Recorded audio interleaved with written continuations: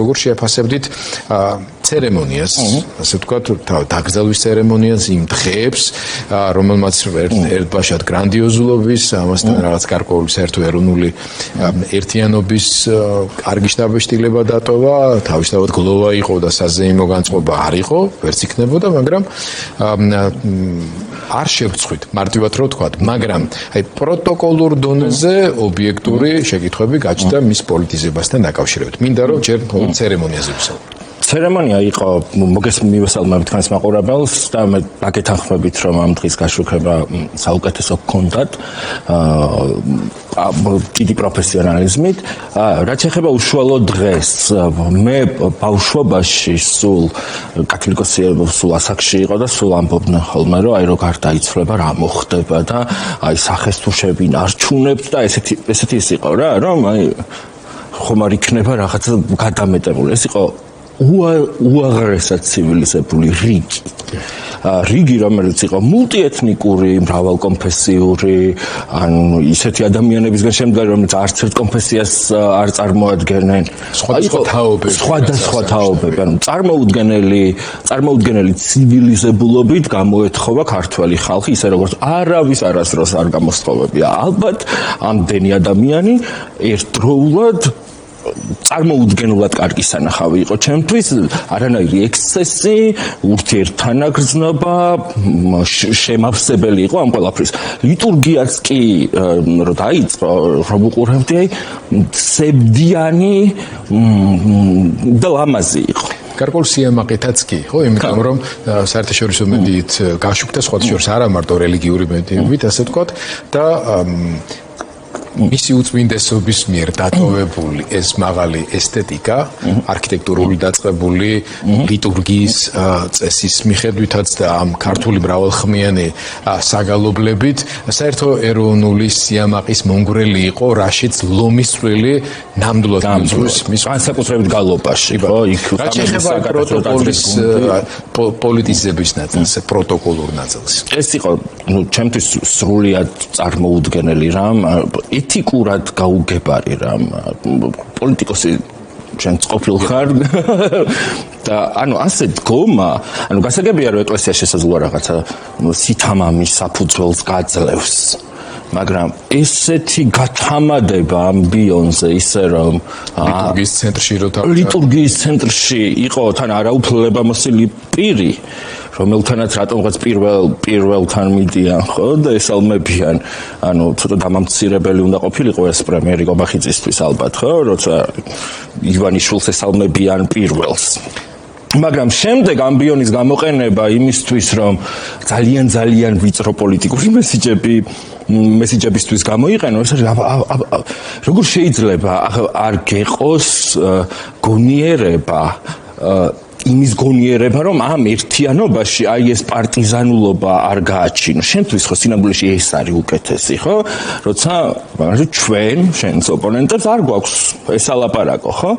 რომ რაღაცნაირად ყველამ ერთიანად, ერთობით, გასაგებია რომ სიტყვით გამოდიხარ, მაგრამ აი გამაერთიანებელი იყოს, ხო? ეს სიტყვა როგორიც რიგი იყო, ისეთი იყოს ამბიონი, ხო?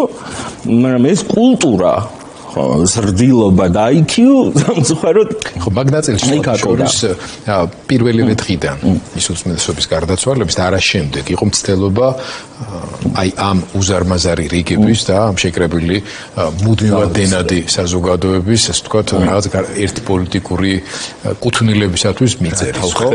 ნუ ეს თავხედობის ძალიან დიდი მასშტაბი, იმიტომ რომ თბილისის განწყობების გათვალისწინებით, რომელიც მათსავე დაწყებულ არჩევნებში აისახა, ნუ ყველა მიცის რომ თბილისი მარტივად რო უხეშად დროულად ოპოზიციურია, ხო? მაგრამ აი ხელისუფლების ტროლბოტების და მათთან დაახლოებული სუბიექტების აქტიურობა ერთი კანდიდატის სასარგებლოდ ახლა უკვე. შესაბამისად, ცდელობა მეუფეშიოს გამოცხადების უალტერნატივო და ეჩვეუყანელ მემკვიდრედ და არა მოსაყდრეთ. თავისთავად რისი გამოვლინება არის მათ შორის? ხო, ნუ ეს აშკარაა, რომ ხელისუფლებას უკვე ყავს კანდიდატი, ნუ თუ არ ჩაანაცვლა, ხო, ლაპარაკია კიდე იქ ანდრია გვაზავაზე, თეოდორე ჭუვაძეზე, საპატრიარქოს აპარატზე, რომელიც მოიაზრება ერთგუნდად ხო ერთად მუშაობდნენ, მაგრამ მათ შორის ინსტიტუციური ურთიერთობების გამოცდილების მქონე ადამიანებზე, ხო? წლების განმავლობაში. ნუ წლების განმავლობაში მეუფეშიოც ქორეპისკოპოსი იყო, ესე მედიაში არ ჩნდებოდა მესამე. ხო, შიო თეოდორე სხვა შორის იაკობიც ეს ყველაფერი აი ეს შემდეგი მატეხილის სკანდალის გამო, რომელიც უკავშირდებოდა მათ შორის პატრიარქზე ზეწოლის გამო მის საჯარო კრიტიკას, ის განყენებული იქნა, ხო? სიმთვრალეს კი დაბრალდა, მაგრამ სინამდვილეში იმ უხერხულობებს, რომელიც ქართულ ოცნებასთან ურთიერთობის გამწვავებულ ეტაპზე მოყვა რეაგირების სახით. ასეთი რაღაცები ბრალდება ხოლმე ან სიმთვრალეს, ან დიაკვნებს. ამ შემთხვევაში სიმთვრალეს დაბრალდა, მაგრამ ყველა საინტერესო რა არის, ხო, რომ აი ეს პროქსი ჯგუფები, რომელთაც აქვთ ეს ერთი მესიჯი, რომ კათოლიკოს პატრიარქმა ერთი ხმა აქვს და ამ ერთი ხმით დაგვიტოვა მოსაყდრე. ეს არის უბრალოდ ისეთი შეურაცხმყოფელი სისულელე, ისეთი აბსურდი. მოსაყდრე არის და ადამიანების უმრავლესობამ არ იცის რა არის მოსაყდრე. მინდა რომ ეს განმარტოთ. ახსნათ რას ნიშნავს მოსაყდრეობა და რა ისტორიული განმარტება გვაქვს. აი ნინო ბურჯანაც რაც იყო პრეზიდენტებს დროებით მართველი, რომელიც დანიშნა ჩვენ შეიძლება გინდოდეს იმიტომ, რომ არც ერთ ძირითად ფრთას არ წარმოადგენს და შესაძლოა გინდოდეს, რომ მან უზრუნველყოს არჩევნების ნეიტრალიტეტი, იმიტომ რომ მოდი ესე ვთქვათ, მეუფეშიო არასდროს არავის თავში არ მოსულია, რომ შეიძლება კანდიდატი ყოფილიყო იქამდე, სანამ 2017 წლის 23 ნოემბერს ის გიორგობას პატრიარქმა არ გამოაცხადა მოსაყდრედ. თან ის იყო 9 წლის წინ. 9 წლის წინ. ანუ თუ პატრიარქობის ამბიციები და პერსპექტივით უცქერდა ამას თავად მისი უწმინდესობა, მას 9 წელი ჰქონდა იმისთვის, რომ ეს რეალობა პირდაპირ რაც არ უჭირდა კათოლიკოს პატრიარქ ილიას იყო იმის თქმა, რა სურს. არავის წინაშე ეს არ მორიდებია, მას რა უსდომოდა ეს რომ ეთქვა, რომ ეს მოსაყდრე კი არ არის მხოლოდ აი ჩემ მემკვიდრეა, არ მეკთავაზობთ ამ ყველაფერს. ერთი ეგეთი შეთავაზება საკმაოდ არაკორექტულია, იმიტომ რომ მოგეხსენებათ, ეს არ არის ჩვეულებრივი არჩევნები, ხო? სინოდზე სული ქრის. გასაგებია, რომ ის პირდაპირ არ ნიშნავს ეპისკოპოსს, მაგრამ მოქმედებს როგორც მასწავლებელი, ხო? ასეთია ეკლესიის გაგება, ხა ის კი არ არის რომ ყველა პატრიარქს ირჩევს, მაგრამ ას განსწავლის, ხო? ამიტომაც ერიდები პატრიარქების უმეტესობა მსგავს ჩარევას ამ პერსპექტივაში. ინტერვენცია ხო გარდაცვლილის ხმა საქართველოს ჩვენ გქონდა მაგალითები მოსაყდრეების გამორჩევის, ასე ვთქვათ, და გადავხედავთ რა ამ გამოცდილებას, ჩვენ ნახავთ, რომ არც ერთ შემთხვევაში ის მოსაყდრე პატრიარქი არ გამხდარა. ხო, აი მაგალითად დავით მეხუთემ გარდაცვალებამდე ერთი თვით ადრე განაცხადა, რომ გადაყენებულია ილია აღარ იქნება მოსაყდრე, ანუ კათოლიკოს პატრიარქ ხუმ-აფხაზეთის მიტროპოლიტი ილია შიოლაშვილი აღარ იქნება მოსაყდრე. და ერთი თვით ადრე დანიშნა ეპისკოპოსი რომანოსი. როგორცვე გარდაიცვალა კათოლიკოს პატრიარქი დავით მეხუთე, ბუნებრივია დავით მეხუთის ერთ ხმას და დაწერილ ან ლამის მემკვიდრედ ტოვებდა, ხო?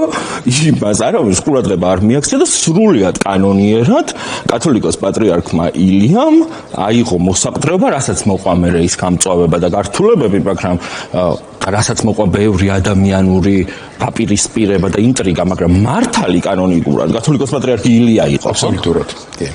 აი ამ ჯონგლიორობა, რომ სინოდის წევრებზე ზეწოლა, ეს თავხედობის, ანუ რაღაც პოზიტიურ კამპანიას ველოდი, რომ არ დაგიმალოთ, რომ აი დაკრძალვის მერე იქნებოდა ასეთი რამ, რომ აი მეუფეშიო, რაღაცა იქ ძალიან უცნაურად დაბალი კლასის. ეს დაბალი კლასი შეიძლება ვიღაცებზე იყოს გათვლილი, არა, მაგრამ არა იმ სამიზნეზე, ვინც არიან. ახლა სინოდში მე და შენ მათ უმრავლესობას ვიცნობ და თუ კი რამე არ უნდა გაეკეთებინათ, იყო ის, რასაც აკეთებდა. სხვა შორის ამ კეთების ფარგლებშიც დღეს სრულიად არაადეკვატურად გამოიყურებოდა ბატონ ჯაღმანიძის, დეგანოს ჯაღმანიძის დღევანდელი კომენტარი მოწოდება ტელევიზიებისადმი, უყურთ აშკარად რატომაც კრიტიკულ არხებს მიანიშნებდა, რომ თქვენო რაღაცას ნუ ეწევითო, ნუ ერევითო და მოდი მინდა რომ კიდევ ერთხელ შეიძლება ბატონ ისა დეგანოს ანდრია ჯაღმანიძის მართლა არ ქონდა არც დრო და არც საშუალება ამ დღეებში რომ ენახა ის რაც ხდება ნაწილობრივ მაინც და მასაც მინდა მივცეთ ეხლა ეს საშუალება რომ შეავლოს თვალი და ჩვენმა მაყურებელმა სინამდვილეში რა ხდებოდა ვაჩვენოთ ეს კადრი. ტელევიზიები მოეშვით პატრიარქის არჩევნებს. მოეშვით, უხერხულია საფლავზე. არ გამხმარა ჯერ საფლავზე ვარდი და ყვავილი და ადამიანებს არაცდით რაღაცას არაცდით ადამიანებს გლოვას. მოხსნა კანდიდატურა. ხო, ეს იყო ანდრე ჯაღმაიძის კომენტარი და მოდი ახლა მოусმინოთ ბატონ უცნობს. კარგით. კიდევ ერთხელ მინდა რომ მოусმინოთ მიწევს ხელმეორედ კომუნიკაცია ჩემს რეჟისორთან, ჩვენ გვაქვს ეს კადრი გქონდა უკვე, მაგრამ გავიმეოროთ. გამეორება ამ შემთხვევაში ცოდნის დედაცარეს და უნდა მოხსნას კანდიდატურა შიოს სასარგებლოდ. მე თუ მკითხავთ და ვინც დარჩება და არ მოხსნის, აი ისინი არიან მოღალატეები. ეს ზენონი აიძახის რომ ეს როგორ შეიძლება ზეწოლა, საპატრიარქო იმაზე, რა ქვია იმას, სინოდზე და წმინდა სინოდის წევრებზე და ზეწოლა კი არა. გეუნებით მეუფე შიო ჩაждდეს პატრიარქის საორდელში.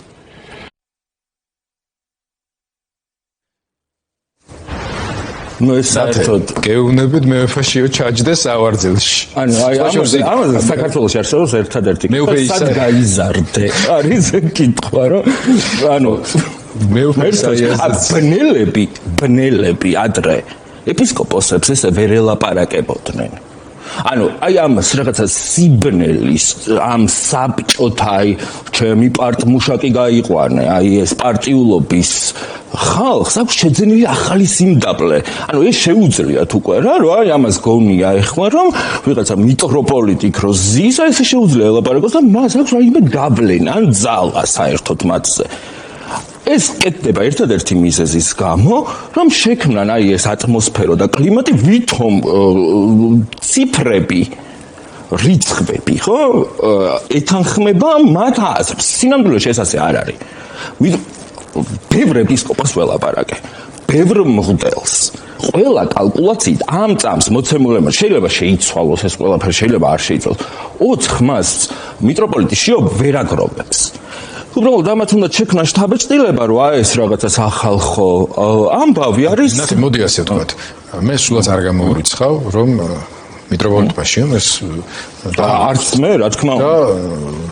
თუ ეს დემოკრატიული არჩევნებზე პატიოსნა ასე, მაგრამ რასაც ახლა უკეთებენ ამ გზით ხომ საწინააღმდეგო მობილიზება ხდება, იმიტომ რომ ელემენტარული ღირსების მატარებელი ეპისკოპოსი, მიტროპოლიტი, მთავარეპისკოპოსი, რომლის უკანაც უზარმაზარი, ეხლა ჩვენ მის უწმინდესობის გზას ვაფასებთ მთლიანობაში მაინც ძალიან მნიშვნელოვნად და ძალიან ღირსეულად და ისეთი ეპოქები გამოიარა, რომ უბრალოდ სხვა ამის საშუალება საბჭოთა კავშირი ხელმეორედ აღარ დაინგრევა, ნულიდან და მინუსიდან, უავტოკეფალი, უბრალოდ ფორმალურად მინიჭებული და არაფორმალურად არაღი ამების გავლა არავის არ მოუწევს და ამ დროს მართლაც ეპოქა შობს ხოლმე ასეთ ადამიანებს და ასეთი მოგვივლინა ღმერთმა ჩვენ მისი უწმინდესობა ელია მეორე მადლობა ღმერთს ამისთვის. ჩემი მხრიდან ნამდვილად ძალიან ასე ვთქვათ მნიშვნელოვან მოვლენად მიმაჩნია მეც და ხალხსაც რომ მიაჩნია გამოჩნდა ეს რა თუნდა ბოდიჟებით ამაზე საუბარი, მაგრამ იქ არიან ადამიანები არა მარტო ახალ გამორჩეული ახალგაზრდა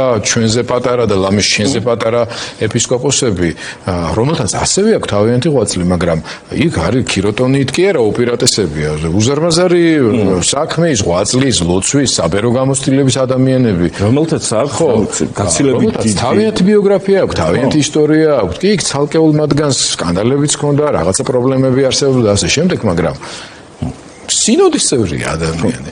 უძველესი, ანუ ივერიის უძველესი საქართველოს მართლმადიდებელი ეკლესიის სინოდის წევრი. და მოყავატე, ანუ ეს ტერმინოლოგიასაც უცნობმა უნდა უქნიოს ასე ხელი, უცნობმა უნდა უქნიოს, რომ იქ შიო თუ არ ჩაჯდა იმ ტახტში. ან რას უკეთებენ? სიმართლე გითხრა ვერ ხვდები. რაიმე ტიპის ცოტა ხა ჟურნალისტი ვარ და ვალდებული ვარ კრიტიკულადაც ვიაზრო, ნუ ამ შემთხვევაში სპეციალურად ხო არ უკეთებენ ამას შეოს. მეც გავიგე ეგ ხმები, რომ იმდენად აბსურდული სისულელეა, რასაც უკეთებენ ეს ტროლბოტებს, რომ გადაშლის რომელიმე ეპისკოპოსი, რომელიც შესაძლოა მოიაზრებოდეს შიოს კონკურენტად, ის რომ ამით არ გახალისდება და მხოლოდ გაბრაზდება და მათ შორის სულელები ხო არ ვართ, ამ ტროლბოტები ვისია და ეს პროქსები ვისია და ვისი ნებით არსებობა, ყველა მიცის, ხო? რომ აი იქნება უნდა ჩიო ამოცვალონ აპარატის სხვა უფრო ისეთ წარმომადგენლებით, როგორც არის ანდრია ბაზავა მაგალითად, ხო? ან რაღაც ეგეთი უფრო მოდი ასე ვთქვათ, აი წინარმდგომი პირით. მაგრამ ნუ მე დიდად არ ფსონი იმხელა აი იმხელა დადებული რომ ეს მხოლოდ ნუ სისულელით და სიბრიყვით უნდა ავხსნათ რაც ახლა ხდება ხო მაგრამ ამის მიღმა არის მოდი ასე ვთქვათ ხო აქეთ ამ ხარეს ხო აი რაღაც მართლმადიდებლებს რომელსაც თავიანთი კრიტიკა ქონდა თავიანთი წარმოდგენა ესეთი რაღაცა შეუვალი ზეწოლა სინოდის წევრებზე მე არ მინახავს ყოველ შემთხვევაში ნუ რომც ყოფილიყო ხა იმათ ძალაუფლება არ აქვს ხო ამ ხალხს ძალაუფლება იქით მხარეს არის აითაც ეს ბატონია აი ესეთი რაღაცა რომ საპატრიარქო არჩევნებზე სადაც ნუ ყველა ტრადიციით სულმა უნდა განსწავლოს ეპისკოპატი და არა რაღაცა მონარქიით გადასცეს უკაცრავად კათოლიკოს პატრიარქი ილია არ არის ეკლესიაზე დიდი იმიტომ არის კათოლიკოს პატრიარქი ილიას ეს ესმოდა ხო ეკლესია საკრებულო აი ეს პრიმასი ხა ჩვენ კათოლიკეებს უფრო დიდ მნიშვნელობას ვანიჭებთ მაგრამ კრება არის მართლმადიდებელი ეკლესიის მართველი წმინდა სინოდს აქვს უმაღლესი საკანონმდებლო აღმასრულებელი და სასამართლო ხელისუფლება მისი ნება არის ტრადიციის მიერ არა ავტომატურად რაღაცა უცდომლობას არ ატარებს მაინც მაგრამ მაღალი ხარისხის სავალდებულოობა გააჩნია ყველა მართლმადიდებელი მორწმუნისთვის აქ ახლა სულიწმიდის ნებაში ინტერვენცია მოინდომოს ვიღაცა აი სამი ნეირონი რო აქვს ხო ეს რას გავს საერთოდ ამას ხო ყურადღებას არც მივაქცევდით რომ არა ანუ ძალიან ცხადი იმპულსი რომ ეს ყველაფერი აი სახელისუფლებო წვრილ ფეხობამ დაიწყო და აყვა უკვე ამას ყველაფერს მთელი სიუჟეტები ეძღვნება და მიმდინარეობს მცდელობა იმის როგორც ფაქტად გამოსაცხადებლად რომ მისი უწმინდესობის ბრძანება ეს ნობელი ხელნაწერი ამას პატრიარქოს მოსაყდრეობასთან დაკავშირებით რომ ეს იყო ის ანდერძი რომელიც მომავალ კათოლიკოს პატრიარქს უკავშირდებოდა ეს ერთი რაც მინდა და ასევე მოდით ვთქვათ რამდენიმე სიტყვა არა იმდენად მოსაუდნელ კანდიდატებზე არამედ ინტერვენციის რა რესურსები გააჩნია ამ შემთხვევაში ხელისუფლებას და რა რესურსები გააჩნია თავად სინოდს შიგნით რომ ყველა მთავრობას ყველა დროს ამისი ასე ვთქვათ მცდელობა ექნებოდა. თავარია შიგნით როგორ ანუ გრიგოლ ხანძთელიან რამდენად აღმოჩნდებოდა შიგნით ამ რესურსს. ნუ გაჩნია როგორი მცდელობა ექნებოდა ხო? ნუ მე არ მექნებოდა. ნუ შეიძლება საკონსულტაციოდ ვინმესთან დამერეკა და მომეკითხა აზრი, მაგრამ ეგეთი თავხედობა რომ ეპისკოპოსს უთხრა რა ვის მისცეს ხმას და არა ხო, ყველა ხელისუფლებას ალბათ არ ექნებოდა. ეს ამის ნორმალიზება არ უნდა გავაკეთოთ. არჩენ არის ავდი ამ ყველაფერს. ხო და აი ამ სიტუაციაში ახლა რა გვაქვს ხო? კათოლიკოს პატრიარქოს თავის ხელი დაწერა ბრძანება შიოს შესახებ. იმისთვის რომ მოეკლა და ამაში დეკანოზი ჯაღმაიძე სრულიად მართალია, მოეკლა ყველანაირი სპეკულაცია იმის შესახებ, რასაც მაშინ ჯერ კიდევ რელიგიასთან მიუჩვეველი მედია სპეკულირებდა, რომ იქ რაღაც პატრიარქს ასაღებით დააქვს, სეიფი რაღაცა ეს შუა საუკუნეების დრამა ჩაეხშო და ეთქვა რომ აი ეს კაცი იქნება მოსაყდრე. და ამის ლეგიტიმურობა რა არ უნდა დააყენოს ეს არის ლეგიტიმური მოსაყდრე ახლა კიდე ეს რაღაც ანდერძს კი ეძებენ მაგრამ ნუ ანდერძი საინტერესო ჩემთვის პირადად იყო იმით რომ აი რა თქვა ბოლოს კათოლიკოსმა თორე ხა 99.9% რომ იქ მოსაყდრე შეცვლილი არ იქნებოდა და 9 წლის განმავლობაში ამხელა უზარმაზარ დამფუძნებელმა მამთავარს რამენაირად ეყოფოდა ძალა და ნების გამოხატვის უნარი ჰქონდა რომ ეთქვა რომ აღარ მინდა ეს კაცი ხო და გადააყენებდა ეს ამაზე ეჭვი არ მეპარებოდა და ეხლა არის ლეგიტიმური მოსაყდრე უბრალოდ მოსაყდრე არ ნიშნავს არც არანაირ ავტომატურ ხმას არც ავტომატურ კანდიდატურას ეს არის საზოგადოების მოტყუებაა ეს ანუ როგორ შეიძლება თქვა რომ ტრანზიციის მენეჯერი რომელსაც ძალიან მნიშვნელოვანი ანუ სანა პირველი იერარქი გარდაცვლილია მართლმადიდებელ ეკლესიაში ხო თითქმის ყველა ტრადიციულ ეკლესიაში არსებობს ეს მთლიანობა ეკლესიის ხო რომ პრიმატი და კრება ამათი ერთობა ხო აი თავმჯდომარის მიერ მოწვეული კრება არის მნიშვნელოვანი გადაწყვეტილებების მიმღები, ხო, რაღაცა განაწესოს, კანონიკური იქნას. სანამ არ არის პირველი იერარქი. მოსაყდრე არსებობს ახალი არჩევნებისთვის, ახალ არჩევნებამდე. ანუ იმის იქით მისი ფუნქციები არის ის, რომ შეავსოს ტახტი დროებით და მართოს მენეჯმენტი გააკეთოს ამ ყველაფრის. მოსაყდრე უნდა იყოს თითოეული კანდიდატის თავისუფლების უზრუნველმყოფელი, ანუ თუ მოგება მაშინაც კი როცა თვითონ კანდიდატია, ხო? მან უნდა უზრუნველყოს ყველა ამ კანდიდატზე თავდასხმის არიდება, იმიტომ რომ რა ვიცი, და სხვა შორის ამ მხრივ მე მგონი ობიექტური საფუძველი არსებობს უფროსი კრიტიკის რამდენადაც ეს ამბავი უკვე გრძელდება დღეების განმავლობაში, მათ შორის აი ამ აზროვნების გაჩილած განცხადებები და ეს საჯარო ბულინგი ეპისკოპოსების და ასე შემდეგ, ამას შეიძლება პირადად თავად მოსაყდრე არ გამოხმაურებოდა, მაგრამ დეკანოზი ჯაღმაიძე რომელიც დღეს დადგა და თუ არ ვშტები პირველ სამუნათებდა რაღაცაზე მათი განცხადება მაინც უნდა გამოქვეყნებულიყო რომ ყველასთვის თავის შეკავებისკენ მოეწოდებინათ. ეს არ გამეტიწლის ბავშვზე ხო აკეთებენ განცხადებებს. ხო მოიცლიან ხოლმე რომ შემთხვევით რაღაც უბოზე რო ჯვარს დალანდავენ. აი ამაზე მოცლა შეიძლება და იმაზე რომ კანდიდატების შანტაჟი მიმდინარეობს. ხო მეტუმეტეს იციან რომ ახლა ამ ეტაპზე ეპისკოპოსები მაქსიმალურად თავშეკავებულები იქნებიან ზოგადად მედიასთან. მე მოუწოდებ რომ ასეთადაც დარჩნენ. კი მიუხედავად ჩვენი მცდელობებისა რომ ისინი რამენერად გამოვიყვანოთ საჯარო სივრცეში მე მესმის მათი კარგად და ამ ხრივ შინაგან და თანაუგრძნო ჯერ ეს ერთი მართლაც გლოვის დღეებია და ახლა არჩევნებზე ლაპარაკის არასწორი იქნება, მაგრამ მოვა ეს არჩევნებიც აუცილებლად და რა მოლოდინები გაქვს ამ არჩევნთან დაკავშირებით თუ აი ამით დავამთავროთ. ხო, აი ინტერვენციას მოკლედ ვიტყვი რომ მე არ მჯერა ეს ბიზნეს ყოვლის შემდგომ, იმიტომ რომ შეიძლება აფეთქდეს. ეპისკოპოსთან მისვლა და რაღაც ის თხოვნა, როცა მას აქვს მისაღები გადაწყვეტილება ეკლესიის მომავლის შესახებ, რომელიც მისი მომავალიც არის, ხო? ანუ გინდა მატერიალურად შეხედე ამას, გინდა სულიერად შეხედე, შეიძლება აქ აფეთქოს. ანუ ერთი განცხადება საკმარისი იქნება, ხო? სკანდალის. რაც არ უნდა კრებსები ქონდეს, მასზე დაგროვილი ან რაღაც ტიპის გამოქვეყნებამდე. გამოქვეყნების მერე საშიში რაღა. ანუ ყველაფერი ვიცით რაღაცნაირად ამ თელმა საზოგადოებამ ეს ყველაფერი გაატარა როგორც არაფერი. სკანდალიც კი გამცუდარია უკვე. ანუ აი რაღა.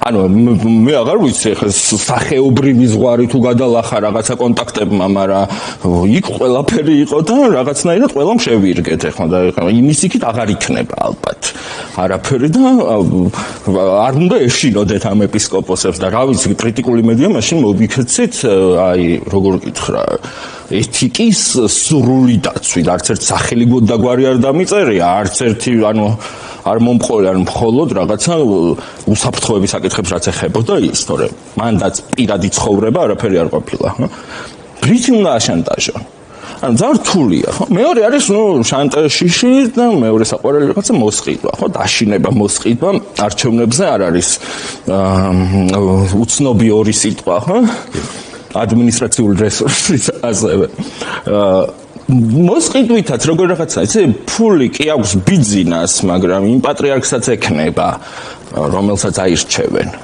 ხო ეკლესია არ არის ღარიბი ძალიან კიდევ ერთხელ ვამბობ ძალიან მე რთულად წარმომიდგენია ეს ხმა ვიღაცამ გაყიდოს ახლაც კი ხო იმიტომ რომ ეკლესიის მომავალს ეხება საქმე იმას რამდენი წელი იქნება შემდეგი პატრიარქი ანუ კიდევ ერთი 50 წელი უნდა ეკლესიას ანუ შესაბამისად ახალგაზრდის არჩევა თუ არ უნდა თუ უნდა მისდიონ სხვა ეკლესიების გამოცდილებებს სადაც შედარებით ასაკოვან ადამიანებს ირჩევენ იმისთვის რომ უფრო ხშირად კონდეს სული წმინდას ინტერვენციის შესაძლებლობა და სხვა კანდიდატის აღსაყდრების რაღაცა შესაძლებლობა ხო ამ შემთხვევაში თუ თქვენ გინდათ და თუ მართლმადიდებელი ეკლესიის წმინდა სინოდი ჩათვლის რომ რაღაცა კარგი იყო ეს რაღაცა არ გვყავს ეკლესიაში ისეთი პიროვნება წმინდა სინოდში, რაშიც მე ეჭვი მეპარება, როგორც კათოლიკოსი ილია იყო, რომ მივცეთ მას შესაძლებლობა ძალიან ახალგაზრდას კიდევ ნახევარი კიდევ დაიბადონ და გარდაიცვალონ თაობები, რომელიც მის პატრიარქობაში იქნებიან. ანუ აი ეგეთი ბრწყინვალე თუ გვყავს ვინმე, მაშინ უნდა მისცე მას ხმა. თუ ფიქრობთ, რომ ასეთი არ გყავთ, ახალგაზრდა არ უნდა აირჩიო. უნდა აირჩიო ადამიანი, რომელიც მომწიფებულია, რომელსაც აქვს გავლილი და რომელიც უცნობი არ არის მისთვის არც მართვა და აქამდე არც ქვაუსვრია და არც თოფი. ანუ ნორმალური კანდიდატი. ყველას დაჩრდილავს კათოლიკოსის ფიგურა. არ არსებობს ხა პატრიარქის მეც რო დავინახავ ხა ქერობიმ სერაფიმებიანი კუნკულბარტყულით ხო ვიღაცას შოქში ჩავარდები, იმიტომ რომ არასდროს არ მინახავ სხვა.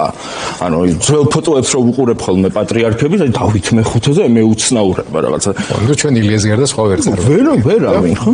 მომავალში ძალიან რთული იქნება მაგას. აი ხა არჩევნებს რაც შეეხება, ჩემი აზრით ამ წამს კანდიდატები და ნუ ეს უკვე ითქვა ის მე უფრო ისაიაზე ლაპარაკობ მოხსნა კანდიდატურა აქ იყო, არაფერი კანდიდატურა არ მოუხსნა, არც დამდგარა კანდიდატად, რამე ის რეგისტრაციის ფორმა კი არ არის CESCO-ში. ძალიან ეჭვი მეპარება არის თუ არა შესაბამისი კანდიდატი, იმიტომ რომ ბიოგრაფიაში რაც ოფიციალურად საპატრიარქოს მიერ არის გამოქვეყნებული, არ არის უმაღლესი საღვთისმეტყველო განათლება არ აქვს, რაც კრიტერიუმია. ეს ერთ-ერთი კრიტერიუმია. ხო, ანუ თუ ამას შეცვლიან, დავაზუსტოთ უნდა ეს. თუ ამას შეცვლიან, მე და სინოდ შეუძლია ხა ამის რაღაცა. მათ შორის ეს 70 წელთან დაკავშირებით მათ თუ არ ვშტები უბრალოდ უმრავლესობით შეუძლიათ კორექტირება კონკრეტულ პირთან მიმართებაში. ხო, ეს კიდე ესენი პროცედურებია, მთავარია როგორ იქნებ, რას მიიღებს რა, როგორ მიიღებს გადაწყვეტა. მე უფრო დანიელი არის გამოკვეთილი კანდიდატი, ასევე რომლის უკანას დგას ძალიან ბევრი მღვდელმთავარი, რომლის უკანას დგას დიდი გამოცდილება, მათ შორის ხუმაფხაზელი იყო და მისთვის ეს ტიტულის კათოლიკოს პატრიარქის ტიტულის გამოცდილებას ვინმე თუ საჩხერეჭია თუ საჩხერეჭია თუ რაც კი ბატონო. შესანიშნავი ეპარქია აქვს ფათაშორის და მესამე კანდიდატი არის მოულოდნელი კანდიდატი ჩემთვის. მე არ მეგონა რომ ესე გადაცდებოდა ყველა ასაკს. არის მიტროპოლიტი იო ბაქიაშვილი. მიტროპოლიტი იო ბაქიაშვილი, რომელიც კი ბევრი რამ გვახსოვს მის შესახებ, მაგრამ მეორე მხრივ აშენა სამონაზნო ქალაქები აქვს აშენებული ადამიანს და საკმაოდ ესეთი კარგი რეპუტაცია აქვს.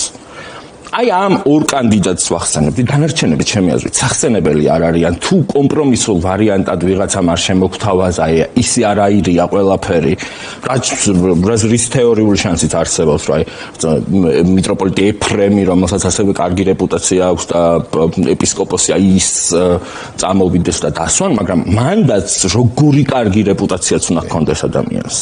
ეს თანამდებობა არის სიკვდილამდე. ამიტომ ასაკს ამ შემთხვევაში იგივე მაგ კომპრომისულ კავშირებით ექნება გადამწყვეტი. იმიტომ რომ იოანე პავლე მეორის დროს, მაგალითად 28 წლიანი პონტიფიკატი რომში იყო აი გამაოგნებელი, ანუ ყველაფერი შეიცვალა, ახალგაზრდას მე აღარც მიუცია ჩანსი ახალგაზრდას. მი დამთავრდა საბჭოთა კავშირი და ინგრა.